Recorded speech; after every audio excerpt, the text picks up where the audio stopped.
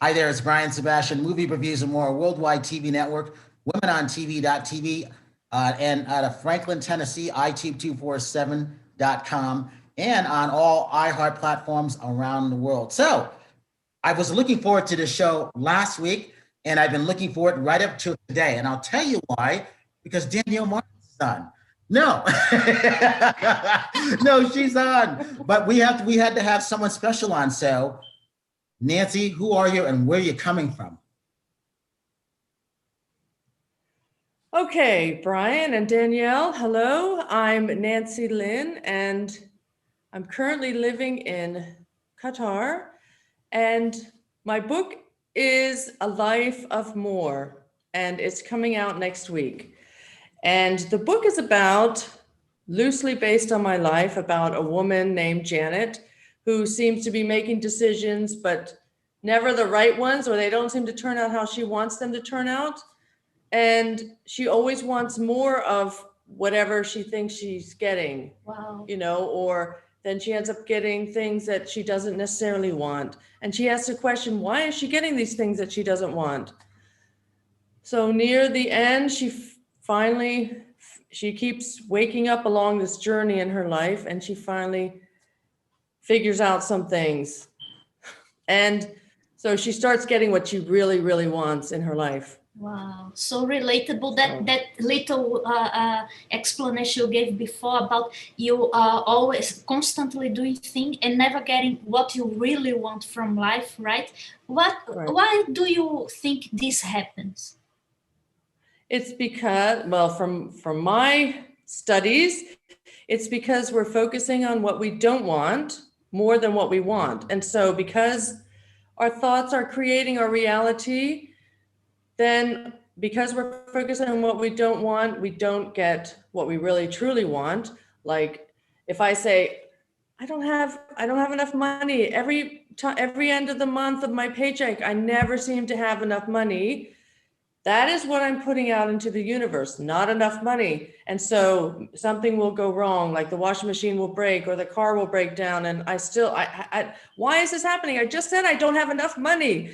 Do you understand what I'm trying to say here? So it's about saying, I would love enough money to live comfortably, to be able to help people that I love. I would be able to do this, to do that, or to have this, and focusing it's about shifting the attitude and the things that you pay attention to, right? Yes. Like that story of being seen always a half empty cup, yes, or a half filled cup, right? It's about choosing what to focus on and what you want to see manifested in your life, right?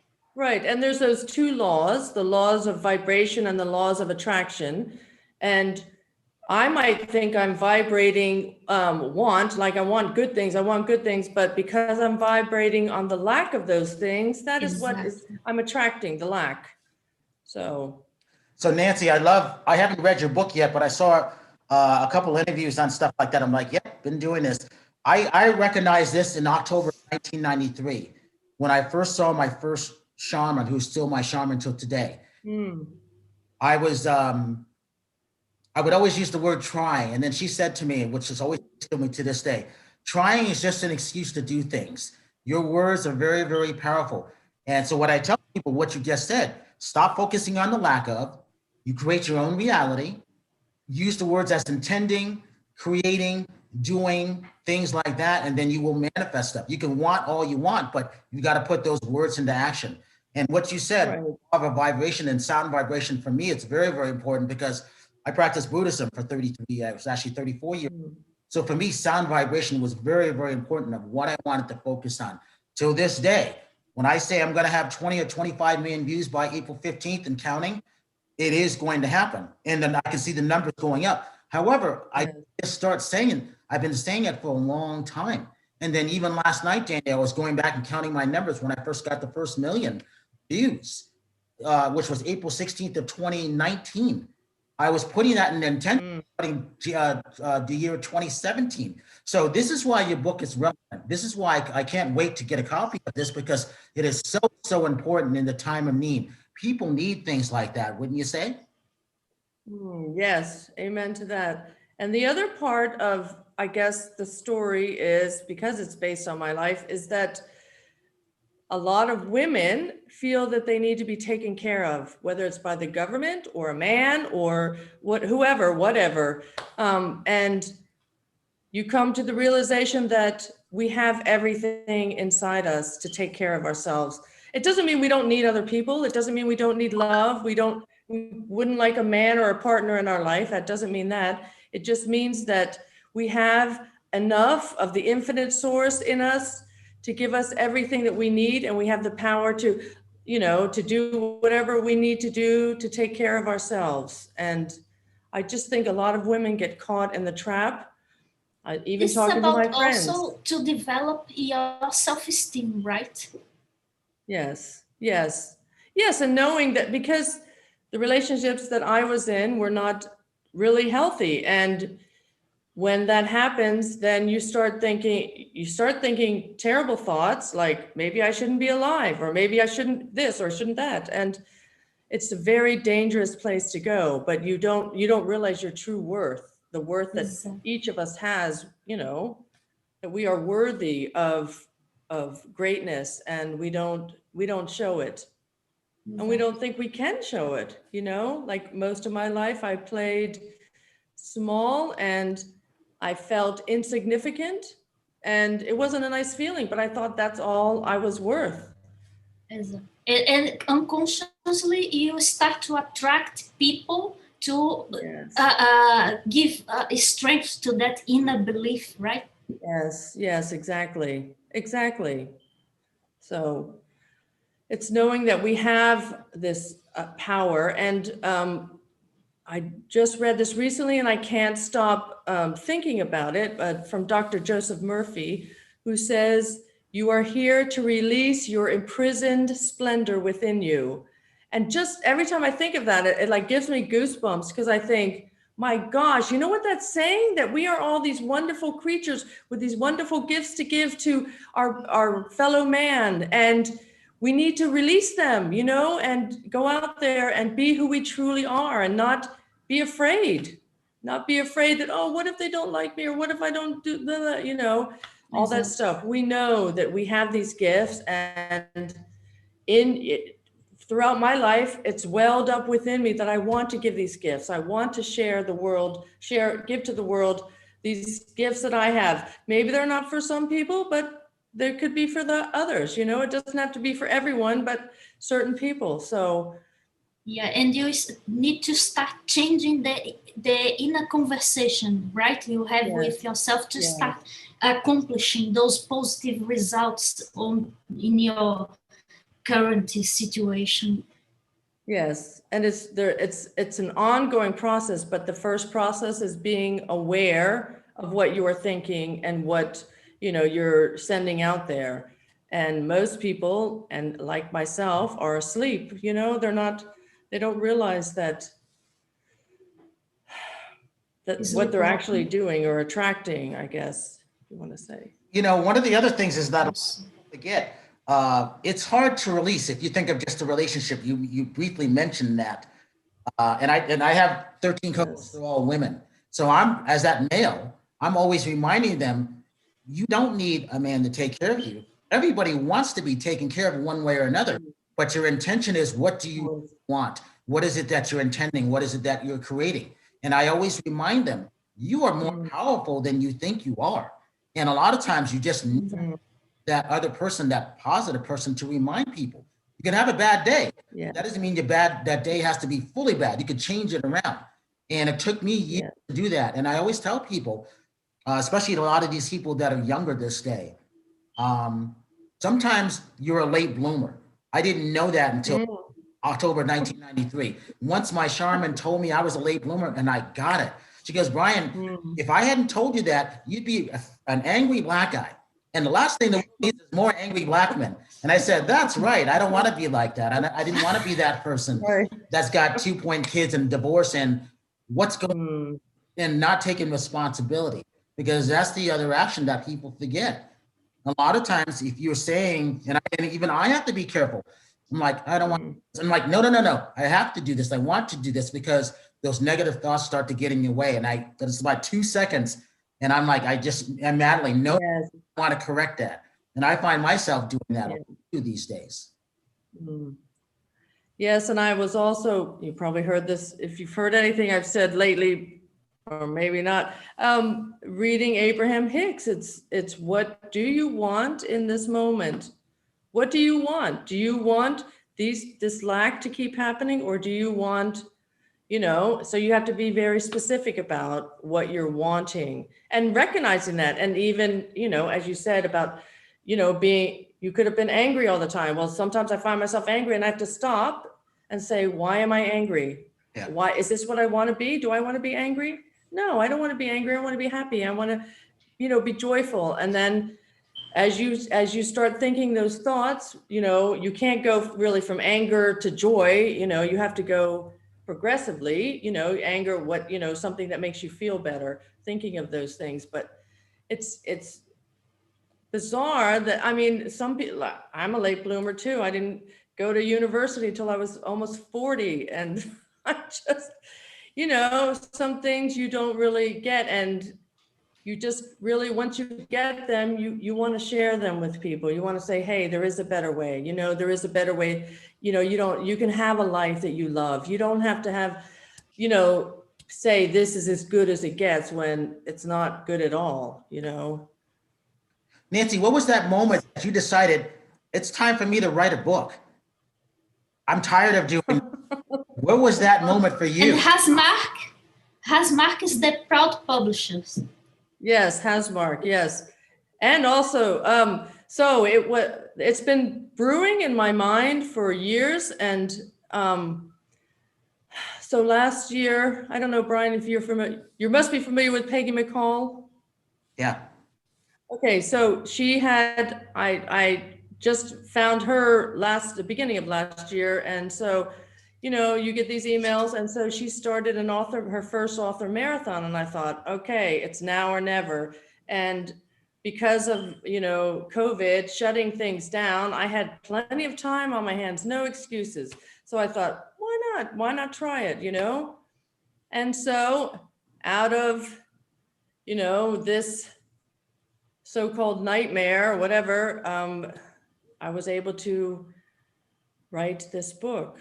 And you never know, one single book, one good book can change dramatically someone's lives.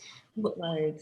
You never know how many lives your book will be able to touch and change, Who specifically is your book addressed to, the target audience? Okay, so it's for women mainly over 40 who think that it's too late to do anything with their lives. It's too late to have a life that they love.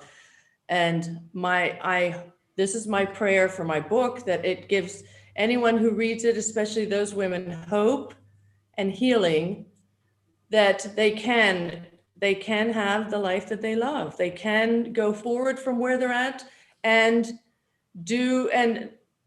be happy, they don't just have to settle for where they're at now.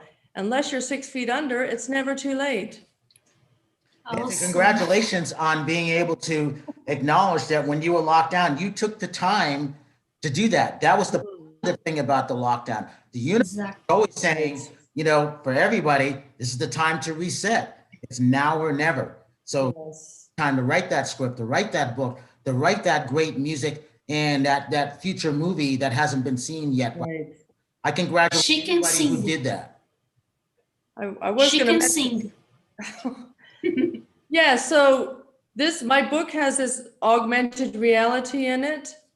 Oh, what is it? Explain to our audience this amazing technology. So the augmented reality is, there's a marker in the book or on the book that takes you to something about the author, whether it's an interview or a PDF that says something more about the book or the story. Mine is me singing 2 songs. It might not be everybody's cup of tea, but they're my songs that I'm singing. And I sing them, and I bless my mother for her encouragement, even though I didn't really listen to her most of my life, as most of us do, I guess, don't listen to our mothers. So the book has, the marker will be the cover, and if you download the app, Neighbor View, there's a page inside the book which tells you how to do that, and it will take you to my website where there's 2 songs that I'm singing. They have a bit of, let's say they're spiritual songs as opposed to non-spiritual. But they are healing songs, right? Yes. One is about love and the other one is about listening. So. The good thing about that is that you were able to put your songs in. That's another good thing. Yeah. Because again, I guarantee you, Nancy, I don't think you would have had the time listening to your story if you were locked down, would you? No, and that's it. It's looking at what's happening in our lives, and we know, instead of asking why, saying what's next, what can I do, to move forward from here, or what can I do to make my life better from this point, as opposed to, oh no, what's going to happen, being negative about the things that we have come across in our lives. So. Were you always a singer? Were you one of those people who were singing in the shower? Or did you say, I like this song, I think I could sing this? And the reason I asked you, because my mom used to pretend she had a microphone and she was singing like old R&B classics in the 60s, 70s. She thought she was one of the Supremes. Could she really sing? Yeah. I don't know. Right. Well, I always remember singing. I remember singing like 7 years old, and I took a neighbor friend in I don't know, it might have been a dark closet, and I said, I can sing this song, and it was Born Free. And and then I just remember singing, but most of my singing has been in churches or for music, amateur dramatics, like musical societies. I must confess that I have trouble singing pop songs and some of the modern songs. That's just my voice. I don't think is that kind of voice, but anyway, I think, what I have to offer will touch people somewhere, in their soul. That's what I pray. Here's the thing, Nancy. You know what's good about this is that you took the time to do something, to sing and to write your book. And guess what? Hasmark Publishing has it. And you know what's even better? Is augmented reality. You can't get any better than that, right? Yes. Right, Danielle? Yeah, let me tell you that Hasmark Publishing is the only publisher that makes AR technology available for books all around the globe. Anywhere in the globe you are, you can access this technology. It's globally. Right. Because most of the augmented realities, they are not available in all countries. We are. Yes. See that, Nancy? You did a great thing. Or I joined a great company, a great publishing house that, offers me something new and exciting. So let me ask you this. I found out, and I feel bad. I love bookstores. I love to pick them up. I like to. I can't read a book inside. I actually have to go outside, jump on a bus, train, and read a book. That's like my time. And put headphones on. Yes. Not when I'm listening to music. So that nobody bothers me, because I really like to be involved in the book at that point. Since it's hard to get out to do signings and stuff like that, how have you been able to adjust to doing Zoom interviews? How's that been for you? Well, it's easier, isn't it? In some sense, you just get your time, get your link, and you're there, right? You don't have to bother with transportation, missing a flight or catching a flight, and you can do it in the comfort of your own home, and you can talk to whoever you want to talk to. You don't have to limit yourself, do you? Right. Exactly. And people has this concerned about speaking and speaking public, but it's so great if you analyze the situation that this is the era in which you can be at all the globe, all around the globe. Right. It has no limit. You don't have to limit your ability to reach people because of the borders of the country you live in. You can be everywhere. Internet came to shrink the world, and people need to take the advantage from this. But imagine our ancestors, how it would be difficult for them to create new business, to talk to new people with only the physical transportation method. Yes. Hey, Nancy, talk about how you ended up where you are. How'd you end up in guitar? How did that happen? That sounds like another book. No, it's part of the same one. No. So I was teaching in the States and things happened in my life and I felt I needed a change, and I got this opportunity to teach over here. And this has probably been one of my biggest growth times in my life, I have to say. Being here and things that have happened since I've been here, good and not so good. But yes, it's interesting too, Brian and Danielle. I always find it very interesting leaving my country of birth and going out and living in another place and looking back on what's happening there and how sometimes you can see things a bit more clearly when you're away from it, and appreciate things and maybe not appreciate other things. But I think you get a clearer picture, and it helps you appreciate other people in the world and their customs and their ways, and that, we're all in this thing together, aren't we? It's not Absolutely him versus her or us versus them, we're all part of each other. So whether we like it or not. Well, you're right about, you get a whole different perspective on things. I pretty much have traveled, I've been to 44 states, except for 3 states, they've been all by myself with the Drum and Bugle Corps. I've been to 27 countries by myself, and you're right. And I always tell a person of color, once you've left the US and you've experienced traveling on your own and intending to stay in a hostel besides your friends and having them actually take you out and experience the culture, you grew up really quickly. I miss traveling. I always tell people, when you get that opportunity, go and do it. You may not ever get that opportunity again. You might have kids, you might be married, you might not be able to take that family. And it is true. And it's one of those things that my hat goes off to you for you getting up the courage and getting to go. That's not necessarily easy. No, especially when you're used to things around you, lots of things, whether they're books or music or whatever, and you have to limit limit what you take, with you.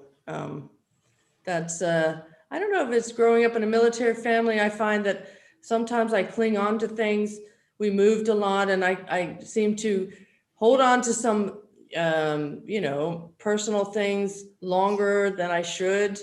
And so to me, it's a good way to kind of clear out and think of what's important in my life, physically and mentally, but a lot of it is physical of the things that I have collected over the years. So it's a good lesson to. Awesome. And for one of curiosity that I have here, just changing a little bit the subject, but picking up again on something you told about when things, negative things are happening to you, and you must to make the right questions. What can you do with this situation? What is it that it's trying to teach you? You are a coach for women, right? Yes. What could you, what quick tip could you share with us, for example, for these times, when to recognize that you are going down with that spiral of negative thoughts, how to recognize and how to center yourself to get back to the positive vibration? Well, one of the first things to do is to breathe. And if you're breathing in and then blowing out like a straw to settle yourself, that's the first thing, is taking a few deep breaths, you know, through your mouth and out. And then asking yourself, what do I want in this moment? Do I want to feel this way? And if the answer is no, I don't want to feel this way, then you can start thinking about how you want to feel. If you struggle with that, then you can start writing down things that you are thankful for that you have in your life. Because another thing about when you're traveling the world, you see people who have so much less than you do, things that we throw away and we take for granted. You see that they don't even have the chance for that. They don't even have, you know, 3 full meals a day or 3 healthy meals a day. And so start being thankful for what you have in your life. And hopefully by you being thankful and getting clear on what you want, then you're able to raise your vibration out of negativity. And I'm not going to sit here and say that it's easy, because as someone who, you know, suffered from depression, and sometimes when you're in that downward spiral and you think, I don't know if I can go back up again, it's the thought that I am blessed, I have so much in my life, I'm healthy, I have a job, or I have food on my table, you know, I have a roof over my head, because I dare say a great population of the world does not even have those things. So it's being thankful for what you have and thankful where you are in this moment of now.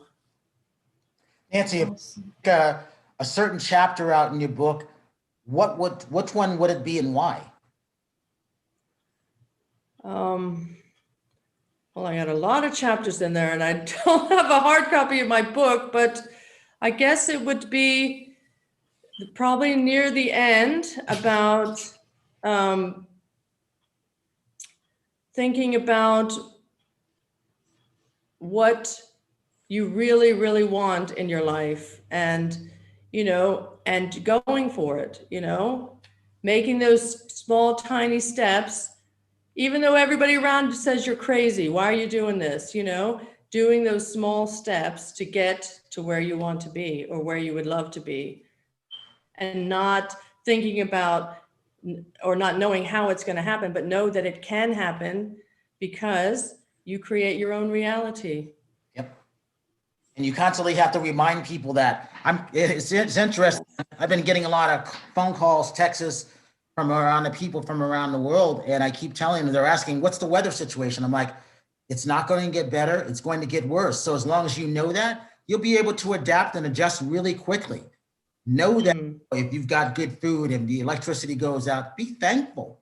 Really be thankful, because it's what you said. And Danielle, I know you know that, because Europeans think a different way.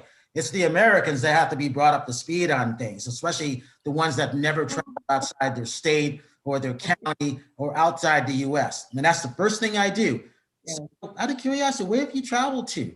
And that tells me a great deal where their level of thinking is, and not to demean. Yes. At least I know where I can talk to them on that certain levels. Because some of them want to hear is like, who do you think you are? Oh, you got a lot of money, you travel outside the US? No, I went by myself. I got tired of waiting for everybody. So I just packed up and went. Right. Yeah. Couple minutes left. Give the name of your book again, where you can get it, and then Danielle, you take it from there. Go ahead, Nancy. Okay, my book is called A Life of More, and you can get it on Amazon.com. And I love your title. And what are you? Title. Yeah. Thank you. And tell your website, social media. My website is nancylynnofficial.com, and that's my Facebook page. And also I have a page with, my Facebook page is Nancy Lynn at A Life of More. I think that's all. And Danielle, talk about Hasmark Publishing and then your book To the Left of You, which is a bestseller. Where? On Amazon. Go ahead. Okay, so you can find me at hasmark.com, hasmarkpublishing.com. We are a Canadian publishing house. Okay, we are the proud publishers of A Life of More. Okay, and for my media, you can also find me at danielle.com, daniellemartins.com, Facebook daniellemartins.com, and Danielle Martins and Danielle Martins Official, and Instagram Danielle Martins Official. You know, it's all my name everywhere. It's very easy to find me, okay? And my book, Rising Up from Mental Slavery, is available on Amazon too. So Nancy, I want to thank you for coming on Movie Reviews and More. This will not be your last time, just letting you know. You will be welcome back because 9 of the co-hosts are over the age of 40. And I want them to hear from you why you wrote this. And because a lot of them are going through little bits and pieces of what you just described. And that is important because I get to hear, as that male, I get to hear a lot of what my friends are going to, what my female friends are going to. I'm around women than men. And so I've got more of that female energy in me than male, if that makes sense. Right. Yes. Well, I look forward to it, Brian. It was great talking with you and Danielle, and here's to more, right? Absolutely. More to life. Yes.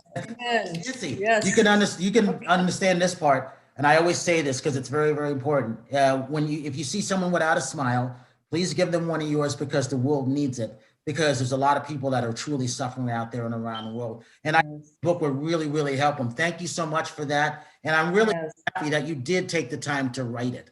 That's really, really important. So my hat goes off to you for that. So with that, Thank you, Danielle. Thank you, Nancy. And this is Brian, and we will see you next week.